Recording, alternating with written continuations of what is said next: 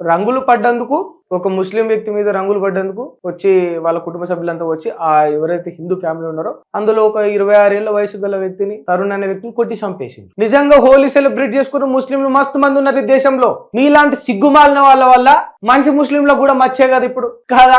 వచ్చి రంగులు పూయించుకున్న ముస్లింస్ ఈ దేశంలో ఎంతో మంది ఉన్నారు. మాతోటి సెలబ్రేట్ చేసుకున్న వాళ్ళు కూడా ఎంతో మంది ఉన్నారు. ఇప్పుడు వాళ్ళ మొత్తం కమ్యూనిటీకే మచ్చ కదా.